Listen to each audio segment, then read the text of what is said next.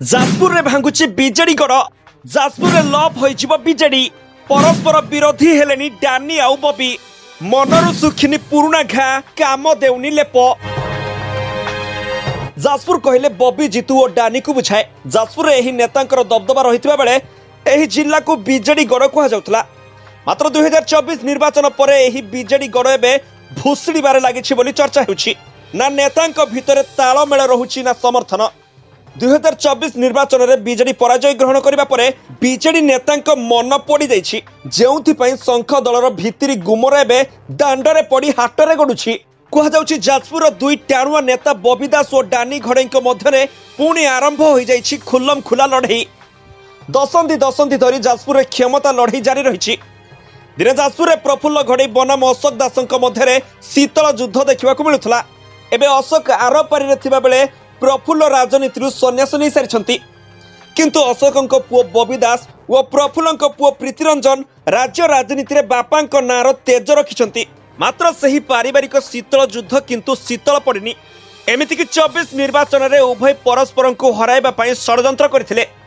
शेष स्थिति एमिति हैला जे दुई नेता निर्वाचन में चितपटांग हो सारी। उपरकू सेमाने एकाठी अछंती बोली देखै हेउथिले भी भितरे भितरे किंतु परस्पर विरोध रे गटी चलाइबारे हेला करूनाहांती। एकदा जाजपुर रे एक सभारे बबी बीजेडी रो संगे भी बदलाई दैथिले। से कहिथिले बी फॉर बबी, जे फॉर जीतू और डी फॉर डानी। आउ जहाकू नै बीजेडी राजनीति रे आलोड़न भी सृष्टि होइतिला। बबी को मां कोरेई रे लढितिबा बेले सेठारु बीजेपी नेता सिने अभिनेता आकाश दास नायक बाजीमात करिसंती। सेहिपरि बबी को मध्य बीजेपी नेता प्रदीप बल सामंत हराई दैछंती। एबे प्रदीप बल मंत्री अछंती।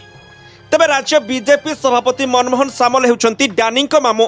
जदि बीजेडी रे तांकु आगामी दिन रे सुजोग न मिले तबे डानी बीजेपी को गले आश्चर्य हेबार नाही। अवश्य एबे से भली हेबार संभावना कम रहिछि, काहेकि ना बबी को डाउन करिबा पई डानी को पांड्यान सहयोग करथबारु सेनी चर्चा जोर धरिछि। 24 निर्वाचन पराजय पई अनेक बबी दासंकु दायी करथबा बेले एही मौका रे डानी चौका मारिबा को योजना करछंती।